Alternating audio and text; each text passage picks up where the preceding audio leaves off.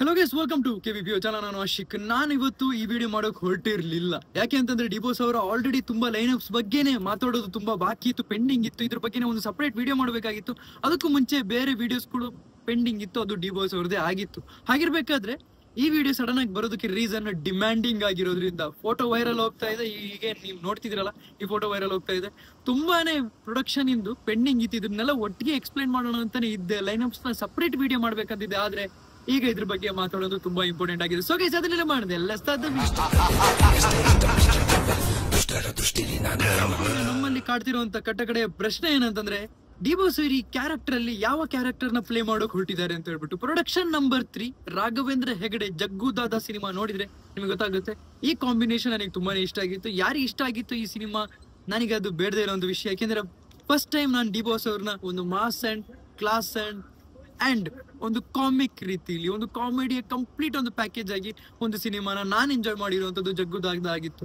So ನಾನ್ expect ಮಾಡಿದ್ದೆ ಈ ಒಂದು ಕಾಂಬೋ ಯಾವತ್ತಾದ್ರೂ ಫ್ಯೂಚರ್ ಅಲ್ಲಿ ಬರ್ಬೋದು ಅಂತ. ಅದಾದ್ಮೇಲೆ ನನ್ನ ತಲೆಯಿಂದಾನೇ ಹೋಗಿತ್ತು ಈ ಕಾಂಬೋ ಬರುತ್ತೆ ಅನ್ನೋದು. ತಲೆಯಲ್ಲಿರೋ ಮೆದ್ಲಿದೆ ಅಲ್ವಾ, ಅದನ್ನ ಚೇಂಜ್ ಮಾಡ್ಬೇಕು. ಸಡನ್ ಆಗಿ ಪ್ರೊಡಕ್ಷನ್ ನಂಬರ್ 3 ಅಂತ ಬಂದಾಗ, ರಾಘವೇಂದ್ರ ಹೆಗಡೆ ಅವ್ರದ್ದಿದೆ ಅಂತ ಬಂದಾಗ, ಈ ಒಂದು ಕಾಂಬೋ ಅಂದ್ರೆ ಈ ಒಂದು ಕ್ಯಾರೆಕ್ಟರ್, ಪರಶುರಾಮನ ಕ್ಯಾರೆಕ್ಟರ್ ಅಲ್ಲಿ ಇವರು ಒಂದು ಸಿನಿಮಾ ಮಾಡೋಕೆ ಹೊಟ್ಟಿದ್ದಾರೆ ಅಂತ ನಾನು ಎಕ್ಸ್ಪೆಕ್ಟೇ ಮಾಡಿರ್ಲಿಲ್ಲ. ಇದು ಅನ್ಎಕ್ಸ್ಪೆಕ್ಟೆಡ್ ಆಗಿರುವಂತದ್ದು. ಅಂಡ್ ಡಿಬೋಸ್ ಫ್ಯಾನ್ಸಿ ಕೂಡ ಇದು ಅನ್ಎಕ್ಸ್ಪೆಕ್ಟೆಡ್ ಆಗಿರುವಂತದ್ದು.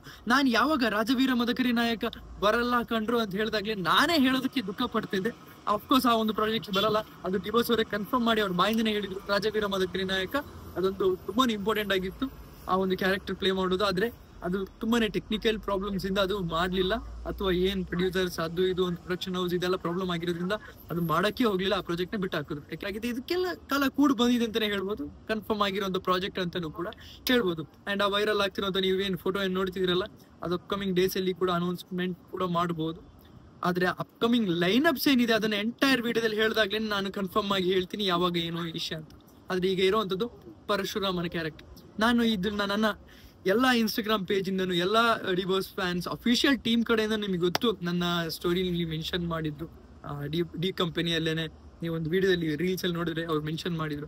ಸೊ ಇವ್ರು ಎಲ್ಲರ ಕಡೆಯಿಂದ ಇನ್ಫಾರ್ಮೇಶನ್ ಕಲೆಕ್ಟ್ ಮಾಡ್ಬೇಕಾದ್ರೆ ನಮಗೆ ಗೊತ್ತಾಗ್ಬೇಕಾಗಿರುವಂತ ವಿಷಯ ಏನ್ ಗೊತ್ತಾ? ಆಮೇಲೆ ಮೆಸೇಜ್ ಮಾಡ್ತೀನಲ್ಲ, ಅವ್ರ ಹತ್ರ ನಾನು ಮಾತಾಡ್ತಿರ್ಬೇಕಾದ್ರೆ ಅವ್ರ ಹತ್ರ ನನ್ಗೆ ಹೇಳಿರುವಂತದ್ದು, ಪರಶುರಾಮನ್ ಕ್ಯಾರೆಕ್ಟರ್ ಏನಾ ಅಥವಾ ಯಾರು ಟೀಚರ್ ಆಗಿದ್ರಲ್ಲ ಕರ್ಣನ್ಗೋಸ್ಕರ ಮಾಡ್ತಿರೋಂಥ ಕ್ಯಾರೆಕ್ಟರ್ ಆಗಿರುವಂತದ್ದು. ಯಾವಾಗ ಫೋಟೋ ಎಲ್ಲ ವೈರಲ್ ಆಯ್ತಲ್ಲ, ಅವಾಗ ನನಗೂ ಕೂಡ ಗೊತ್ತಾಯ್ತು, ಓಕೆ ಪರಶುರಾಮನ ಕ್ಯಾರೆಕ್ಟರ್ ನ ಇವ್ರು ನಿಭಾಯಿಸ್ತಾ ಇದ್ದಾರೆ, ಆ ಒಂದು ಕ್ಯಾರೆಕ್ಟರ್ ನ ಪ್ಲೇ ಮಾಡಿಕೊಟ್ಟಿದ್ದಾರೆ. ರಾಘವೇಂದ್ರ ಹೆಗಡೆ ಅವರ ಕಾಂಬಿನೇಷನ್ ಬರುತ್ತೆ ಅಂತ ನಾನಂತೂ ಎಕ್ಸ್ಪೆಕ್ಟ್ ಮಾಡಿರಲಿಲ್ಲ.